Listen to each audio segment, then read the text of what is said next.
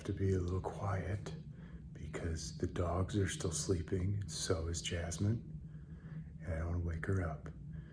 But this is usually the part of the video where I'm just screaming my head off. So I need everyone to just imagine that I'm yelling very loudly. And that's good. Okay, welcome to the show. I said be quiet. Shut up.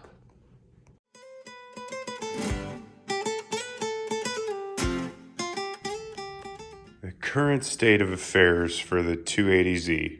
Again, if you haven't, or you didn't watch the last episode with this car, I originally built this car in 2014, 16, I don't know. It's been like 5 or 6 years since I originally put it together. I bought it back. It was a little worse for wear.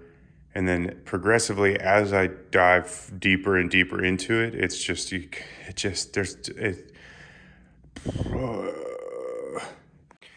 So you'll notice over here the big rust hole. If you remember, or if you didn't see, there's up and forward turbo headers. And when I put this car together, they had clearance. When I bought the car, that header was smashed into that shock tower. And I could see that line of rust, and I knew there was going to be a problem there, but it is what it is. I didn't expect it to be that big of a hole. Whatever, don't care. But I was trying to figure out what the hell's going on with it and why is it smashed into that side of the engine, or that side of the engine bay. And if you look, it's probably tough to tell in video, but if you look at the driver's side valve cover, doesn't it look like it's sitting a little high? And if you look at the engine itself, doesn't it look like it's a little cocked like this way? You can see, again, this is super crude. This is assuming the concrete is flat. The car's down on the ground right now, assuming the suspension's all level. Again, it's not a perfect measurement here by any means, but that's the first thing that tipped me off, that something is amiss here. Now, if you look at that motor mount bolt, that bolt itself is hiked all the way at the top of the total range of movement. So you can loosen that bolt and shimmy the engine up and over. Same with this side's a little tougher. Can't really see it, but the engine itself was just installed out of center.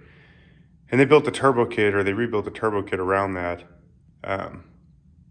So it's just gonna take some finagling. But first thing is, I'm gonna get this whole engine out of this engine bay. More than likely gonna sell the short block. It's a built short block, and I just don't really need or want that kind of power for this car. So we'll see what happens when I rip it out, see what it has for internals. I was told it had Cali's, rods, and Wiseco pistons, so hoping to find out today. It does have, if you can see, it's probably a little tough, but it does have ported 243s. It looks like a CNC port. Doesn't look like a hand port job, so that's pretty cool. And it's chock full of BTR parts, so that's good. A lot of salvageable stuff in there. And the other issue, well, it's kind of multiple issues, but the broad issue is wiring. So this is what I took out of the car. Switch panel aside. It's just the whole harness is just covered in oil and grease and torn up and just hacked into and extended. And this is like the general vibe of wiring throughout the whole car. So that all got ripped out. And what's worse of it, but under the dash, you guys can get an idea of what I'm gonna have to redo here. And in all honesty, like, my wiring when the car was together the first time more than likely wasn't much better. I think I had the same style relay. That might even be my piece of metal, but I had it mounted under the seat. And since, I mean, it's 5-6 years ago. So I have learned a lot in that time, and I'm excited to go back through here and refresh and redo and gut this whole thing and start over. First thing though is getting this out of yonder. Already having a fun time. They're all Allen head bell housing bolts, and to get in there with a floor jack and hand tools is pretty tough. So I'm gonna drop the trains with the engine and pull the whole combo out.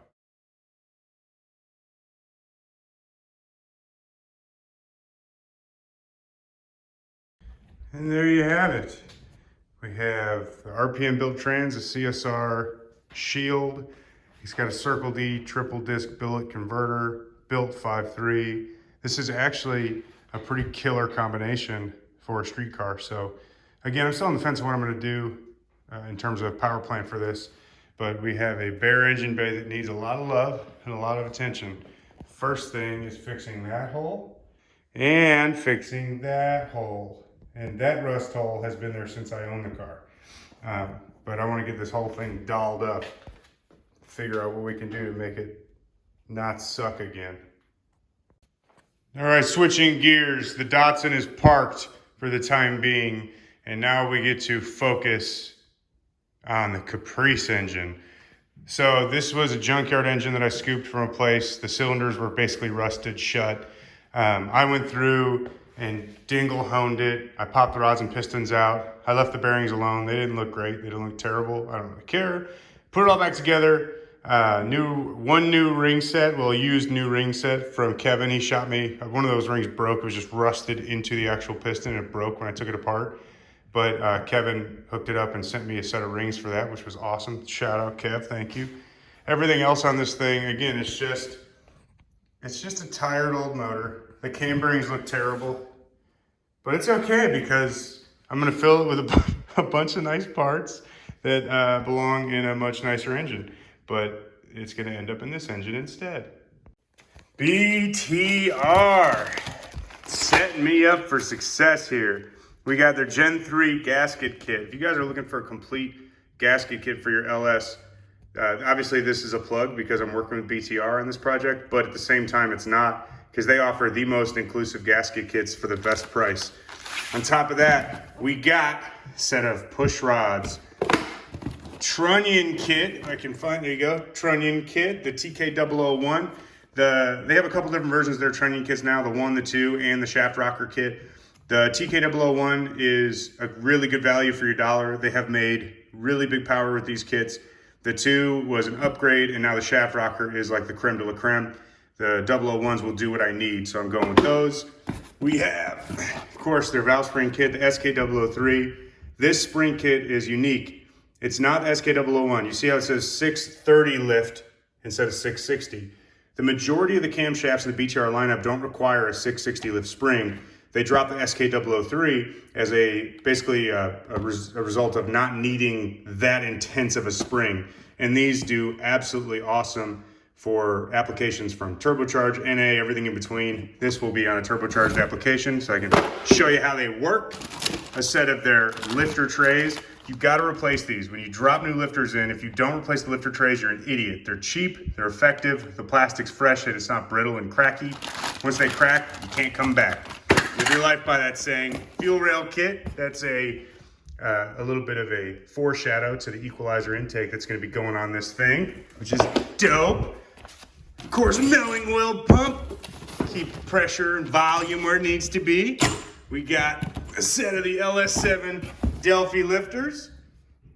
And then, of course, camshafting. I got stuff everywhere, I'm sorry. Btr Stage 2 Turbo Cam. This thing is, in my opinion, the best all-around turbocharged camshaft that's offered. It works in a variety of applications, and it's gonna make the Caprice fly. And last but not least, those look like just normal head gaskets, right? Just simple run-of-the-mill head gaskets. Here's what's dope about these. These aren't LS9 gaskets like everybody uses. LS9 gaskets are a bigger bore. These are small bore LS9s. This is your 4.8, your 5.3. This is what you want to go with to keep the overall bore of the gasket as close to the cylinder as possible. They came out with these as a result of people wanting an option. The LS9 Btr gaskets do great. I think it's awesome that they offer these. So I went with these because I want to test them out. I'm going to try and break them and do everything I can to blow them out. I don't think that's going to be the failure. Anything that fails on this engine is going to be a result of me hodgepodging the bottom end back together. It won't be the cam bearing, that's for sure. That's not a problem. What do you see when you get a Btr camshaft box? I'll show you if I could just get, I have like oh man, my light, there we go. I'm trying this new vlog light thing out and it's just not vibing really well. I feel like I should go back to my roots of just not caring. So, Btr Camshaft Kit, this is what you got. First of all, look at that calf. Can we talk about aesthetics real quick? But other than that, inside the box. The first time I'm opening it, so if there's like confetti or dog shit or something and they're playing a prank on me, it'd be funny to catch it on camera, but they're not. They're not at all. It's just a Btr Stage 2 Turbo Cam. Inside the box, you're gonna have your cam card. So this tells you all the events. I designed these cam cards when I worked there, and I had to ask Brian about 7,000 times what all this meant until I finally just gave up and was like, yeah, I totally understand what A-EVO at 050 means. It goes chop. All right. Another cool feature on these cams that they have added. For a while, we didn't have this when I was there. They added this to their arsenal. It's pretty cool, is the laser etcher, so you know exactly what you got when you're going in the engine. That is pretty slick. I'm stoked on that. Packaging wise, something that kind of gets overlooked. The packaging on this stuff was designed specifically to keep the cam in the box. A lot of these other cam companies, you get the box and the end's blown out of it. Nobody's perfect. Obviously, you can only do so much with the way people ship stuff, but this cam box was pretty cool to see come together. And to see it physically is awesome. So we went back and forth on a design for the cam box for a while, and then going with the carbon fiber back and kind of like the whole dark theme. I think they came out pretty slick. I was stoked to see these in production. That's your camshaft. Time to put this camshaft in that motor and then just doll it up. It's gonna be like movie magic. Let me see if I can. It's done. I hope that I did the transition where like it looks like I'm at like all the YouTubers that can do it, where it's just like, oh, how did he do it? Yeah, look at that. It's just so quick, even though it's in a different spot in the garage. And the Datsun's not parked there anymore. But it's all happened in the same day. So those parts I showed you, this thing is now equipped with them, including this nice dirty timing cover, Btr Stage 2 Turbo Cam, milling oil pump, a set of ported 243s, the Btr trunnion kit, my dog's barking outside, and a Caprice. Man, honestly, it's funny, my ADD's gotten the best of me, if you couldn't tell from this video, because there's really no timeline that makes sense in this, but I just have gotten ahead of myself and I'm just too excited to start. The 305 combo's got to come up out of this thing. I'm gonna yank this engine out. I'm gonna get it prepped for that engine, and we have a bunch more that has to happen before I can even get to that point.